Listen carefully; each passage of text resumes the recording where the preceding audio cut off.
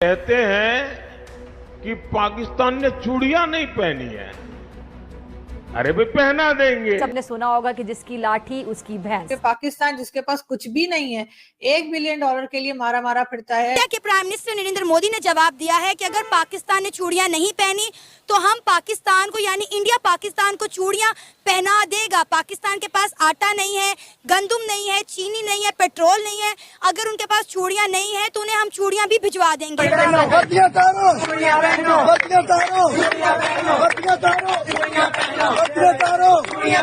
जायज नाजायज मुतालिबात के लिए रियासत को यरगमाल बनाने का चलन आखिर कब तक चलेगा? जो कल भारत में हम देखते थे, जो हम श्रीनगर में देखते थे, जो अपने कश्मीर में देखते थे, ये वहां पे हो रहा है। क्या आपको लग रहा है कि ये लोग भारत से मिलना चाहते हैं? जो पीओके, जो आम लोग हैं, जो कि सस्ती बिजली और सस्ते आटे के लिए जमा हुए, उसके लिए प्रोटेस्ट कर रहे, उसके ऊपर आपने गोलियां कैसे वो करनी शुरू कर दी, गिरानी शुरू कर दी? कि बतौर कौम हम किस तरफ चल पड़े? डांटना होता है वो डांट देते हैं, जहां पे आवाज ऊंची करनी होती है ऊंची कर लेते हैं, जहां पे दूसरे को उसकी औकात दिखानी होती है दिखा देते हैं। ये सही नहीं है। तरीके से कंपैरिजन हिंदुस्तान के साथ नहीं। 4 ट्रिलियन की इकोनॉमी है हमारी, टोटल इकोनॉमी मुश्किल से $300। स्ट्रेट फायर किया जा रहा है कश्मीरियों पे। कश्मीरी मोर देन 50 इस वक्त शहीद हो चुके हैं, तो 150 से ज्यादा जख्मी हैं। मुख्तलिफ गिरोह अपने मुफाद के लिए मुल्क नहीं चलने दे रहे। हमारे YouTube चैनल हिंदुस्तानी हाइट्स में आपका स्वागत है। दोस्तों, चूड़ियां अगर नहीं पहनी है तो पहना देंगे। जी हाँ, यह बयान दिया है प्रधानमंत्री नरेंद्र मोदी ने बिहार के मुजफ्फरपुर नगर के एक जनसभा में। उन्होंने पाकिस्तान को आड़े हाथों लेते हुए कहा कि पाकिस्तान के पास आटा नहीं है, बिजली नहीं है और अगर चूड़ियां भी नहीं है तो हम उन्हें चूड़ियां पहना देंगे।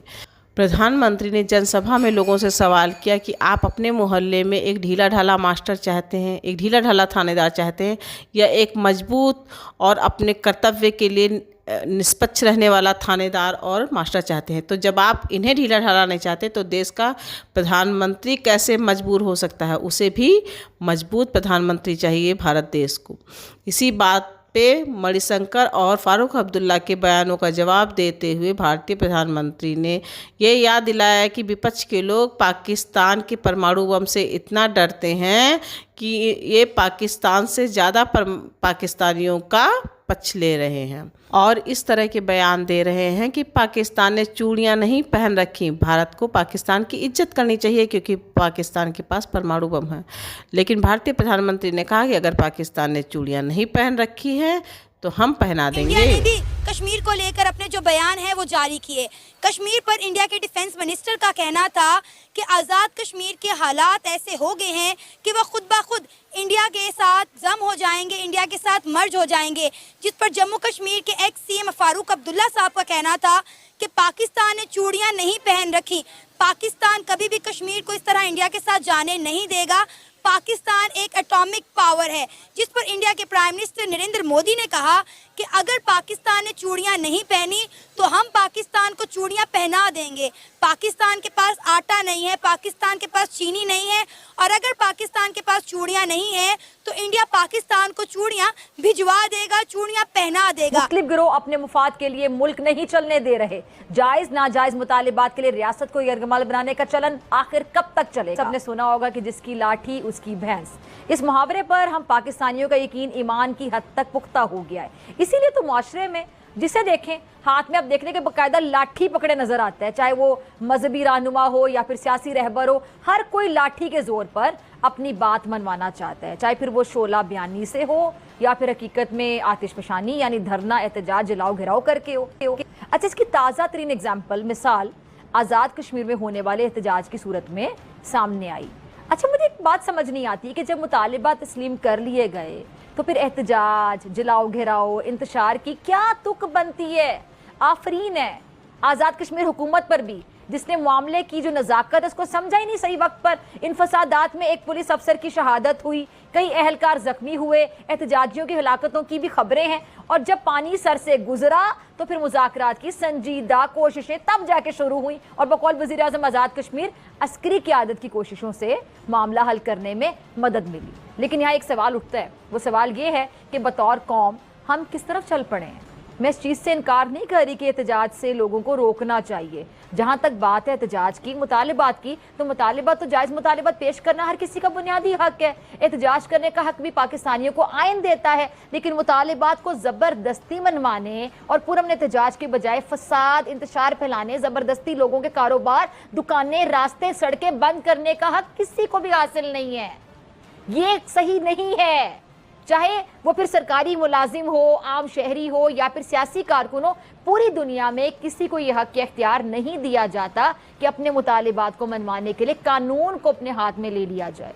और मुझे अब तक ये बात समझ नहीं आ रही कि वहां पर अब जब जनाजे पढ़े जाएंगे और जो सूरत हाल पैदा होगी, क्योंकि देखिए कई, एक जैसे मैंने बताया मल्टीपल सोर्सेज है, वहां पर कुछ सहाफी हैं जो कि वो वहां से रिपोर्ट कर रहे हैं। जो फुटेजेस है वो तो वहां पे जो लोगों ने अपने मोबाइलों से बनाई है उससे पता चल सकता है, देखा जा रहा है वहां पर वो है।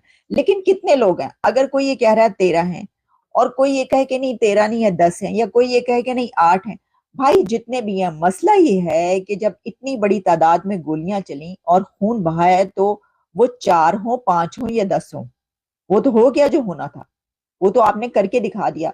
तो वो कहते हैं ना कि जब आप खुद मौजूद हैं तो आपके लिए किसी दुश्मन की जरूरत क्या है। अच्छा, अब इसके अंदर जो लोग ये बात कर रहे थे कि जनाब ये जो है दुश्मन का हाथ इसके अंदर शामिल है, तो मसला ये है कि जो अंदरूनी हाथ है ना वो तहैया किए बैठा है कि जो भी ब्लैक डे होगा उसके पीछे कोई बैरूनी हाथ होगा। अब 12 मई ऑलरेडी ब्लैक डे था। मुशर्रफ दौर में आपको पता है जो मुक्का लहराया गया था और कितनी लाशें गिरी थी कराची में और क्या हुआ था। और उसके बाद अगला दिन 13 मई जो ये यहाँ पर हुआ है कश्मीर के अंदर, तो ये भी ब्लैक डे है। लेकिन प्रॉब्लम ये है कि ये ठान ली गई है 75 सालों में कि जो भी ब्लैक डे होंगे, जहां पर भी खून बहेगा, जहां पर भी खून की नदियां बहेंगी, जहां पर भी नहीते लोगों पर गोलियां बरसेंगी। जब प्राइम मिनिस्टर कैसे बोल सकते हैं कि चूड़ियां पहना देंगे? ये कुछ पाकिस्तानी जर्नलिस्ट बोल रहे हैं, भैया ये एक सीरियस इशू है, प्राइम मिनिस्टर बोल सकते, ये इंडिया है, यहां बोलने का राइट है। हमने बोला हम पहना देंगे और वो आगे जब प्राइम मिनिस्टर इलेक्ट होके आएंगे तब आप देखिएगा हमने क्या करना है। तीसरी चीज, आपके अपने कंट्री में क्या हो रहा है? ये पाकिस्तान में नारे लग रहे हैं,